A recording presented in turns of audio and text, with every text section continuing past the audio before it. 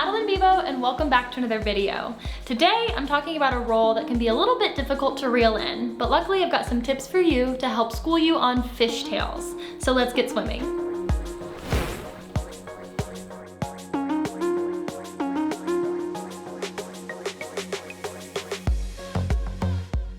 Before we start swimming, let's talk about what your body should be doing. As you begin to learn these, it's important to be very stable in your upper body as well as in your feet, because it can otherwise add a little bit extra shoulder motion that will make the fishtails larger and wider than you need them to be. And the key here is to keep them nice and tight. So we're gonna start by keeping our body nice and tight. So I want your shoulders over your hips, nice and square, and we're gonna do fishtails right out in front of us. I want your fingertips together and your palm is going to be down. But as the baton rotates over the top of your hand near your wrist, it's gonna do this swimming motion. And so you'll notice that as you begin to twirl it with the baton, you're gonna get this elbow movement in. So when it comes in, your elbow's gonna bend in, and as it goes to the right, you're gonna straighten your arm. So it goes bend and straighten, and your wrist, it's gonna need to be nice and relaxed as you do the fishtail motion. I have a tendency to move my free arm with my other hand, with my fishtail hand, and that can create, like I said, some additional shoulder movement that we don't want. So either keep your free hand glued to your side, keep it behind your back on your hip, just give it somewhere to go so it has a little bit of purpose and it doesn't create that extra shoulder movement. Now that we're ready to get rolling with the fishtails, we're gonna start by finding the center of balance of our baton. Everyone twirls a little bit different baton. For me, I twirl a superstar, so my center of balance is not perfectly in the middle of the baton, but it's a little bit closer to the ball of the baton. And you can see I have it marked here with tape, not just for fishtails, but for tosses, for all sorts of things. But it's important to find that center of balance because that is going to be the center of rotation of our fishtail. So find that center of balance on your baton and maybe mark it with some tape too. To enter into the first fishtail, we're going to start with right hand forward fishtails. This can also be applied to your left hand with everything switched, but we're gonna start with our index finger up. I start on the first third of the baton, so where my tape begins. That way, when I push down with my index finger and roll the baton in this backhand motion to roll the baton up and over into this hand roll, I know that that center of balance that we talked about is going to land right in the middle of my hand. So practice this hand roll a couple times. It's index finger up, point it down, the baton is going to go on the outside of your arm and point up. This is where you're going to push, you're going to use that index finger to give it some momentum and direction. I'm going to roll it over my hand. So that's our initial push off into the fishtail.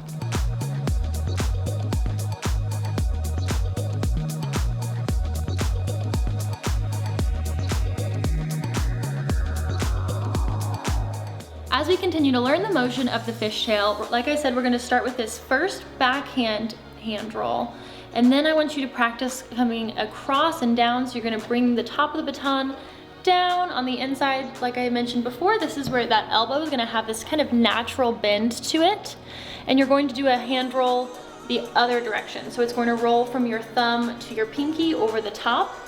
And what that's going to do is it's going to help you figure out what the feeling of the baton is going to be when that arm is bent in to the left. The baton's gonna roll over the top of your hand that direction, and that center of balance, once again, right there in the middle. Once you've mastered that motion, it's now time to get fishing. So going from this first hand roll, as you push it onto your hand, like I said, that center of the baton is going to go for a little roller coaster ride right there on the top of your hand. It can be anywhere between your knuckles and your wrist. This is kind of the space that you want the baton to be rolling within as you do these fishtails. The further you get it out on your fingertips, the less control you're going to have. And if you have it too far down your arm, it's no longer really a fishtail. So after you get that good push off, that middle of the baton right on top, it's gonna start with this right. So I'm gonna lift my pinky with the rest of my fingers up and over to push the baton, not going into the catch, but instead you're gonna push it with that right side of your hand and dive your hand down this way. So like I said before, the baton motion is going to simply be very, very similar to a figure eight, but what it's doing instead is it's just rotating over the top of your hand. So you have to keep it very carefully balanced. So after you push it off, it's gonna dive to the right, lift, let the baton go up and over, and this is where we're gonna initiate that other motion that we talked about with the second hand roll, and it's going to skate back and forth. To get used to this motion in the beginning, it might be helpful to start the fishtail and grab the end of the baton and carry it with you using that other hand as support, just as you're starting to get the balance and the motion comfortably on top of your hand. There's a tendency to have this fishing motion go way too wide from side to side, and you want to be careful that it doesn't get too wide, because that can create it to have too much momentum in one direction or another, fly off your hand, and simply not be in control. So keeping the fishtails right in front of your body is really important to making sure that you are in control of the fishtail. In addition to keeping them nice and tight, you want to keep your fingers nice and tight. One of the other tendencies that I have is to let my pinky finger especially kind of have a mind of its own, but you want to make sure that keeping those fingertips together will better ensure that it stays nice and tight right there in front of you. As you begin to learn these, it's important to listen to the motion of the baton, and not necessarily listen, but feel the weight of the baton, and not try to move your hand faster than the baton wants to roll. It's, like I said before, it's very similar to these figure eights, but what you're doing is you're just using your hand underneath to give it that extra motion, that push to go back and forth, instead of your fingertips like you would in a figure eight. So finding the rhythm that works for you, as well as developing the arm and the shoulder strength to keep your arm up long enough to keep practicing them, will be really important in mastering your fishtails. So after you've mastered the forward fishtail, you might be interested in the reverse fishtail. The reverse fishtail is decidedly a little bit trickier than the forward one, simply because of how awkward the motion is, but I'm gonna break it down for you to help you understand it a little bit better. Instead of having my fingertips out like I would in the forward, my fingertips are actually going to be more up. I'm gonna have my hand in this more of a stop sign position. And what I like to think of it as is it's more of this like wiping back and forth.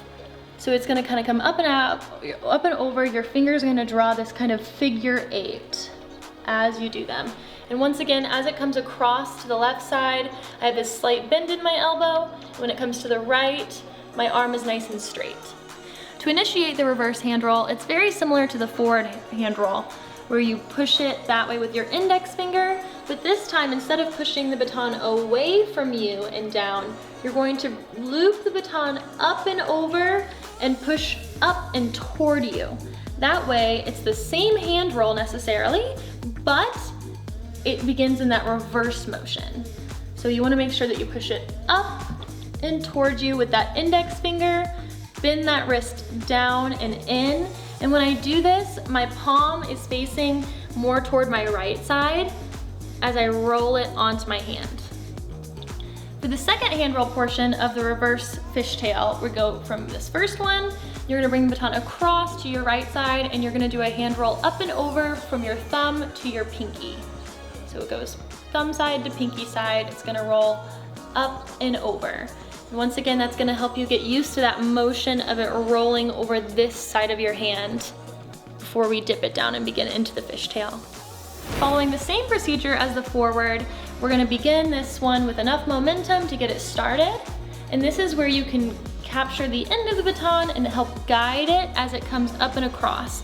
So when you initiate the reverse fishtail, it's over here on your left side.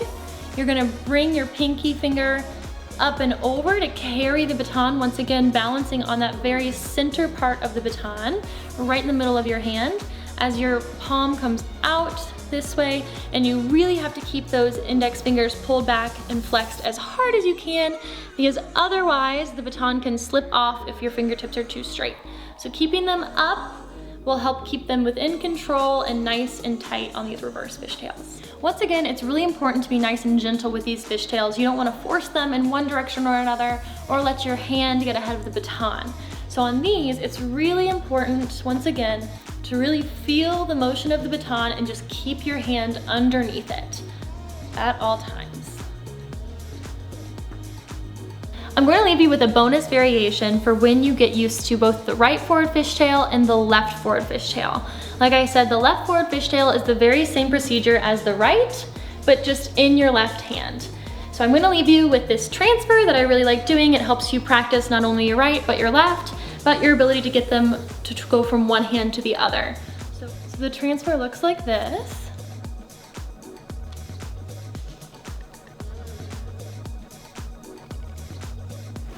Both when you're transferring the baton from the right fishtail to the left fishtail and from the left to the right, it always happens on this left side of the fishtail. So as you've got this forward right hand going, as it comes across your body to this left side, I bring my left arm up and under to capture it right here as it rolls over. So it's going to kind of do this puppy paw motion, but my wrists are crossed. So I've got my left over right, and it goes like this as you transfer it onto this left arm. Obviously it happens in this plane here.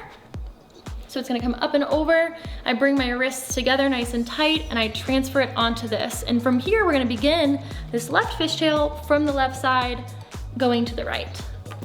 Now to go from the left to the right, once again, like I said, it's going to happen on this left side where we do the transfer. So you're going to begin this left fishtail. As the baton comes across to this left side, you're going to dive in with this right arm, and it's going to be just a standard puppy paw type roll where it goes hand roll to hand roll. And that second hand roll is where we initiate the left side of the right hand fishtail once again. This transfer can be tricky in terms of getting the timing right and knowing exactly when and where to dive that other hand in to intercept the baton and take it to the other fishtail. But with time spent practicing and drilling these, you'll get it in no time.